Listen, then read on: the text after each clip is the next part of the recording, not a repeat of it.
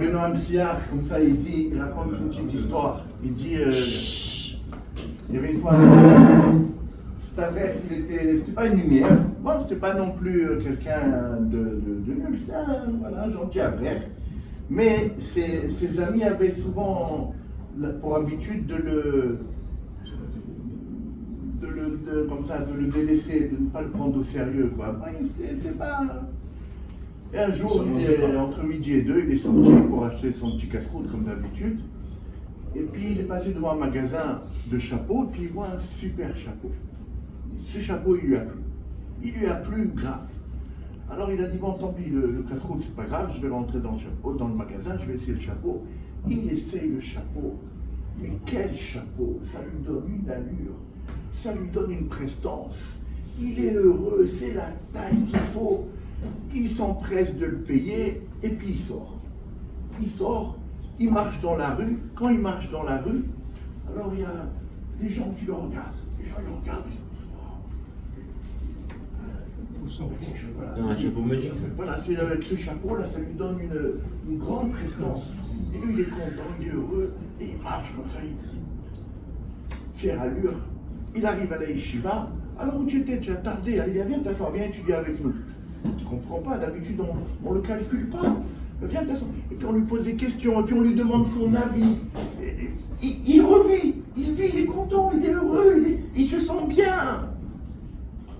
Il arrive chez lui le soir à la maison, il dit, et puis il voit sa femme, elle le regarde. Waouh, ma femme, elle me remarque ce soir. Et puis il arrive comme ça, il rentre vite, il veut se voir devant une glace. Et puis quand il se regarde dans la glace, où est mon chapeau? Il n'a pas son chapeau. Il n'a pas son chapeau sur lui, il ne comprend pas. Où est mon chapeau?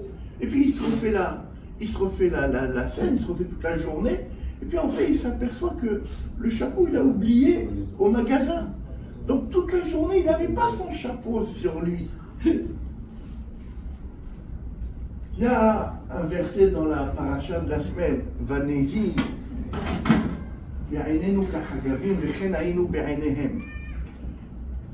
les explorateurs, quand ils ont été explorés, alors ils ont vu des géants et puis ils racontent aux Bnei Israël, donc quand ils reviennent, il dit, il y a des géants, et on était comme des sauterelles. Nous, on paraissait être comme des sauterelles par rapport à eux. Et ainsi, on était à leurs yeux. Alors Rachid, là-bas, il dit, il ne comprend pas, Rachid parle de fourmis.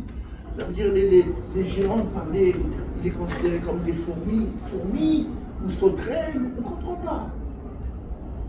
Le Ktav Sofer, comme ça, il rapporte. Le Ktav Sofer, il dit, pourquoi il y a écrit Vechen Ainu Be'enehem? Pourquoi il y a cette réciprocité? Ça veut dire, Vanehi Be'enenu Kahagavim. Donc si par rapport à quelqu'un, toi tu es comme une sauterelle, alors lui aussi par rapport à lui, tu es une sauterelle. Ça veut dire, qu'est-ce que ça change? Pourquoi avoir besoin de dire Vechen Ainu Be'enehem? Et ainsi aussi on était à leurs yeux. Ça y est, avec la première phrase déjà, tu as fixé les dimensions de chacun. Alors le Ktav Sofer, comme ça, il dit non. Vechen milachon kinim. Ça veut dire, si toi tu te vois par rapport à quelqu'un petit comme une sauterelle, alors lui, il te voit petit comme une fourmi. Le Sfat Emet, comme ça, il dit, c'est parce que tu t'es fait petit que l'autre, il te voit encore plus petit que ce que tu es. Le Rav Yitzhak Hutner, il dit la même chose. Il dit une phrase extraordinaire, mais lui, il a un langage très, très savant, très difficile à comprendre.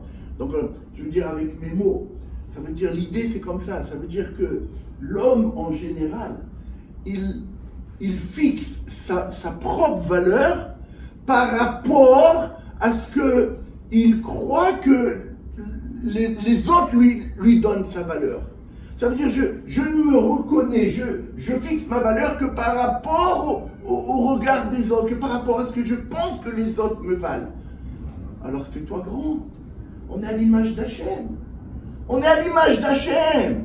On est grand, on est énorme. On est énorme. On tient la main du plus grand, du plus beau, du plus fort des papas. quelqu'un qui tient la main à un grand papa, un fort papa, il est fort. Il a encore plus d'assurance que le papa lui-même. Et nous, notre papa, c'est Kadosh Baruch Hu. Donc on est fort, on est grand, on a peur, non? On a peur, on fait quelque chose de mal.